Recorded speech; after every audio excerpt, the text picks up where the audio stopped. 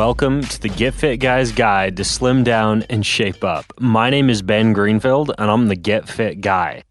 Here on the Get Fit Guy podcast, I've addressed the topic of fitness shoes and whether funny-shaped exercise footwear actually does do a better job at toning your calves, thighs, or butt. I've also talked about how to choose the right exercise shoes for your specific activity, and even how to avoid heel pain from plantar fasciitis by strengthening your feet properly.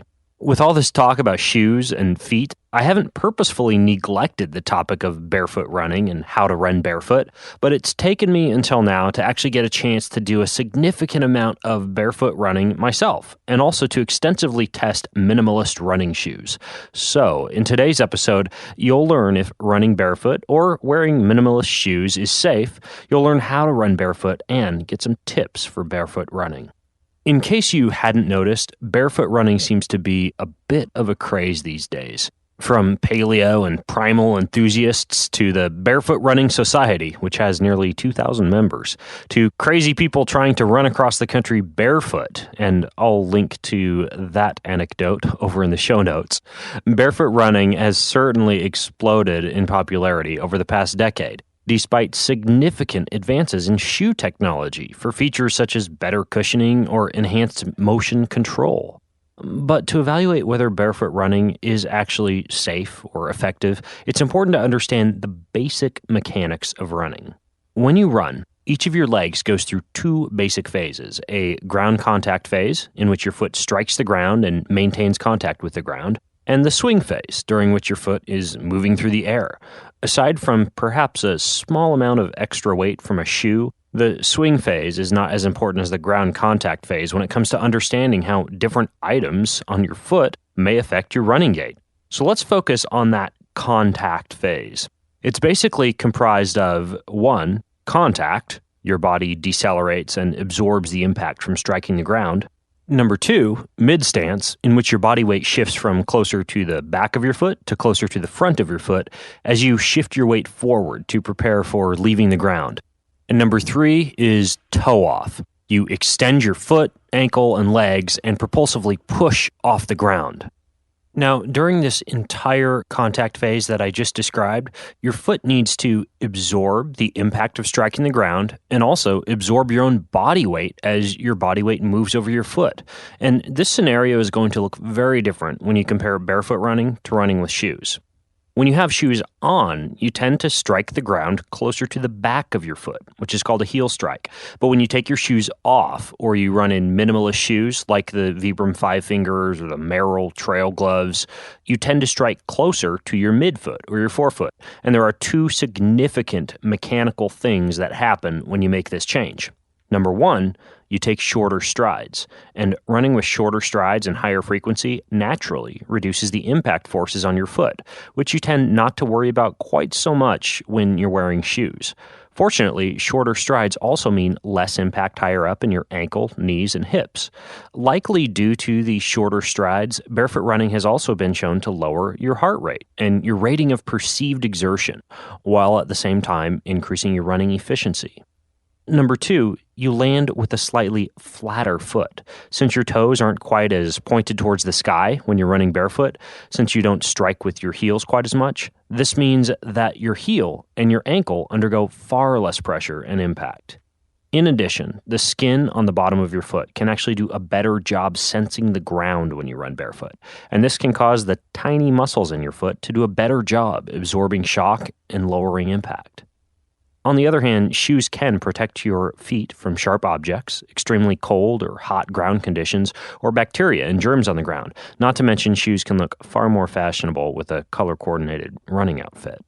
Furthermore, if you're overweight, or you have poor running form, or you have a weak core or hips, or you spent your entire life wearing shoes for most activities, then shoes provide your foot with extra muscle and cushion to support the impact from landing and to keep your foot from excessive movement or arch collapse when you're running.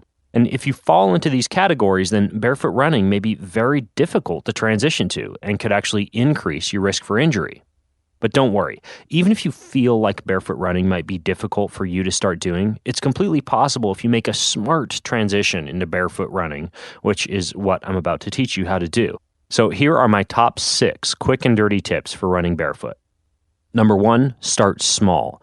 Muscular adaptation to new activities, like running without any shoes on, is going to take a minimum of about 4 to 8 weeks. So you need to allow for at least this much time to transition, especially if you've worn shoes your whole life. For example, for the first 4 weeks, you can simply use some of the other tips I'm about to give you to strengthen your feet, while at the same time walking or standing barefoot for 20 to 30 minutes each day and making sure to have your shoes off as much as possible, especially when you're at work or at home. If you have a standing workstation, it can help this process even more. For the next couple weeks, begin to run barefoot for very small distances, on soft surfaces only, like a few laps around a grassy park or an easy jog several blocks around a soft track, just 2 to 3 times per week. Each week, gradually increase this volume, trying to increase by no more than 10% volume per week. After 8 weeks of this, you can start experimenting with harder surfaces, paying very close attention to how your feet feel and whether or not anything hurts. If anything does hurt, go back to soft surfaces and strengthening your feet.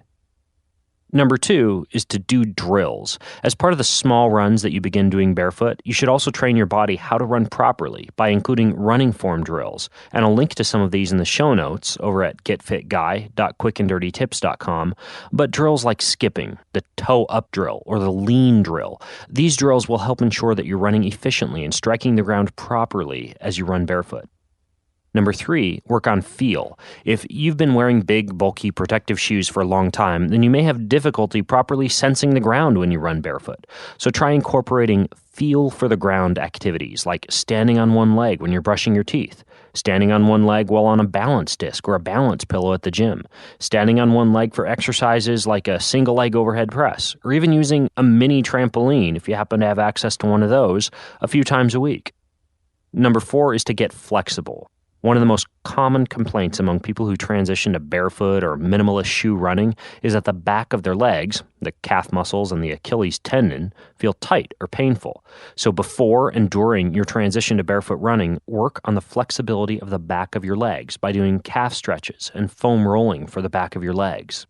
I'll link to some of my favorite stretches and foam rolling moves in the show notes. Number 5 is to strengthen your feet. If you've worn shoes your whole life, it's likely that you have weak feet muscles, since one of the primary functions of a shoe is to provide your foot with support. Because of this, I highly encourage foot strengthening activities. While some of the balance activities I mentioned earlier will help, I also recommend standing on one leg and practicing rolling your entire body weight from the outside of your foot to the inside of the foot and back. It can also be helpful to do cable kick forward and cable kick back exercises while you're standing on one foot.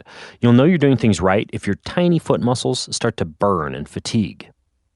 Number 6 is to do plyometrics. Your feet need to be conditioned to withstand the impact of the ground, since the cushioning of a shoe typically provides significant impact reduction benefits.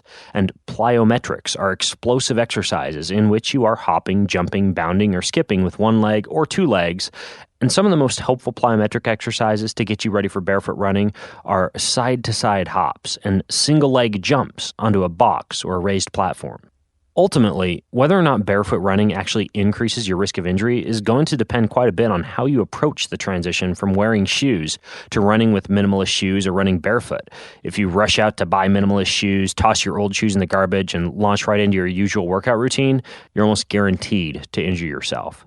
But if you make a smart transition using the tips in this article, you may find barefoot or minimalist running reduces how tired your knees and hips are after a run or a workout, and increases your enjoyment and your feel for the ground during a run. Now, if you have more questions about how to run barefoot, you can share them over at facebook.com/getfitguy. And until next time, this is the Get Fit Guy asking you, what are you waiting for? Go get fit.